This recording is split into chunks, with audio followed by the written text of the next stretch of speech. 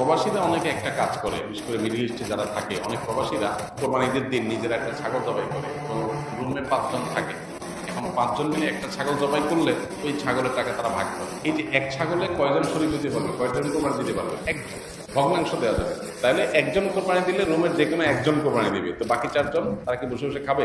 বসতে তো সবাই খাবে, তো এই জন্য তারা 5 জন মিলে ভাগ করে টাকা দেবে। এখানে কারোরই আসলে কোরবানি হবে না, জবাই করা হবে, পশুর গোশত খাওয়া হালাল হবে, কিন্তু কোরবানি হবে না। যদি কোরবানি হতে হয় তাহলে এমন করা যেতে পারে, 5 জন মিলে টাকা দিল একজনকে, দিয়ে বললো ভাই আপনি মুরব্বী মানুষ, বড় মানুষ, বা আপনি যে কোনো কারণে আমাদের থেকে ভিন্নতর, তো এই টাকাটা আমরা সবাই তুলে আপনাকে দিলাম, কোরবানিটা আপনার তরফ থেকে আপনি দেন, সবটা একজন হলো, সবাই বা এই বছর আপনার তরফ থেকে হইলো, পরের বছর আমরা আবার সবাই টাকা বসে দিলাম, ভাই আরেকজন হলো, টাকা আপনাকে দিয়ে দিলাম আপনার তরফ থেকে, কোরবানিটা একজনের হবে। ঠিক একইভাবে গরুতে ভগ্নাংশ, এটার ভাগ এভাবে আপনার শরীক পাওয়া যাবে না, পূর্ণাঙ্গ একটা অংশের শরীক হতে হবে, তারপরে কোরবানি নিষিদ্ধ হবে।